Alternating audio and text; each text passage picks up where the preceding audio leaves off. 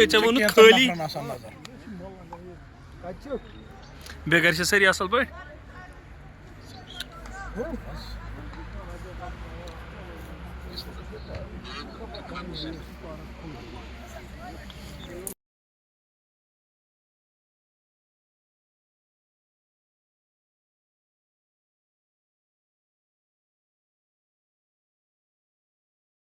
सभी को मेरी तरफ से प्यार भरा अस्सलाम वालेकुम।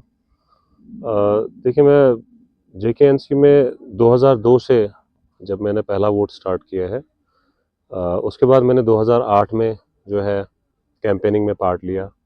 2014 में मैंने सोशल मीडिया का जो है वहाँ पे एक बार संभाला। 2019 में भी वैसे ही था और 2023 में कुछ पर्सनल मैं बोलूँगा, कोई पार्टी के लेवल पे इशू नहीं था। वहाँ पे मुझे रिज़ाइन करना पड़ा। फिर मैंने जो है अपनी पार्टी ज्वाइन की थी। मैं साल भर जो है नेशनल कॉन्फ्रेंस से बाहर रहा था और उसके बाद जो है हमारे एमएलए साहब जो इस वक्त अनंतनाग वेस्ट के हैं, वो हमारे घर आए थे इलेक्शन से पहले, बहुत पहले, तब इलेक्शंस की बात भी नहीं उठी थी। तो उन्होंने विश्वास दिलाया कि नहीं, अभी ऐसा कुछ होगा नहीं और आप पहले खुदा पे भरोसा रखिए, फिर हम पे, तो जो भी यहाँ पे मसले मसाइल होंगे उनका हम अजाला करेंगे। और हम निकले भी इसी चीज़ के लिए हैं, किसी पर्सनल मफाद के लिए सियासत के साथ में है ही नहीं। मैं अक्सर बेशतर एक जब भी मैं किसी भी जगह पे बात करता हूँ तो एक शार ज़रूर पेश करता हूँ लोगों को कि है सियासत से फ़कत रिश्ता तो इतना है, कोई कमज़र्फ़ मेरे शहर का सुल्तान ना हो। तो इसी चीज़ को लेके हम जो है सियासत में अपना जो है थोड़ा सा योगदान दे रहे हैं।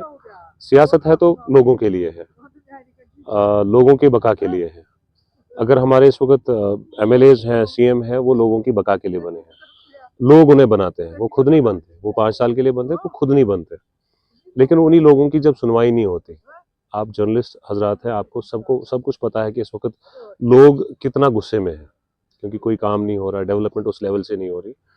और रही बात मेरे रेजिग्नेशन की, रेजिग्नेशन इस बार मैंने इसलिए दिया है, इसमें कोई पर्सनल फ़ायदा नहीं, कोई पर्सनल बेनिफिट के लिए नहीं किया है।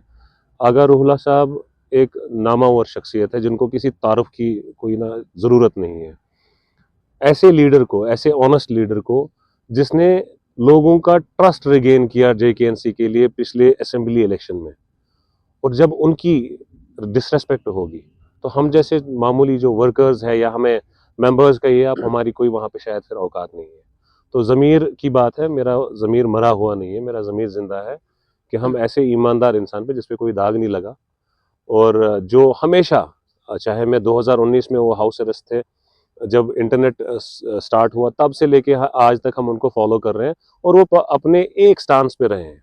कोई दूसरा स्टांस उन्होंने रखा, मतलब हमने देखा है यहाँ पे, आपने पॉलिटिशियंस को देखा होगा, एक दिन एक बात करेंगे, दूसरे, या सीधे ही बात मैं आपको ये कहूँ कि रेजिग्नेशन की बात जो डिप्टी सीएम साहब ने रूला साहब के बारे में कहा और उसके बाद मैंने रेजिग्नेशन किया, दूसरे दिन आपने देखा कि उन्होंने अपना स्टेटमेंट कैसे चेंज किया। इवन तो वी हैव रिकॉर्डिंग्स जिसमें उनको जर्नलिस्ट पूछता है आगा रूहुल्लाह, वो बोलते हैं कौन आगा। दूसरी बार जर्नलिस्ट पूछता है कि आप आगा रूहुल्लाह को नहीं जानते, उसने बोला कौन आगा। और उन्होंने वही बातें की जो इस वक्त आया है सभी लोगों के सामने। तो हमें ये जो पॉलिटिकल डिसेप्शन पिछले साल भर से हम देख रहे हैं, या ये जो गिमिक्स दे रहे हैं, तो हम सियासत में ही है ना, हमें तो तजुर्बा इस चीज़ का है। ये लोगों को बेवकूफ़ बना सकते हैं, हमें नहीं बना सकते।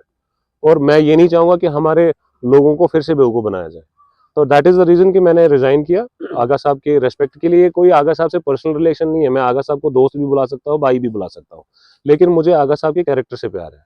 एक आगा रूहुल्लाह साहब की बात करेंगे। आगा साहब इस वक्त भी नेशनल कॉन्फ्रेंस, आपने रिजाइन किया क्योंकि आप इस वक्त दिल्ली चाहत शायद आपको उनके साथ लग रहा है।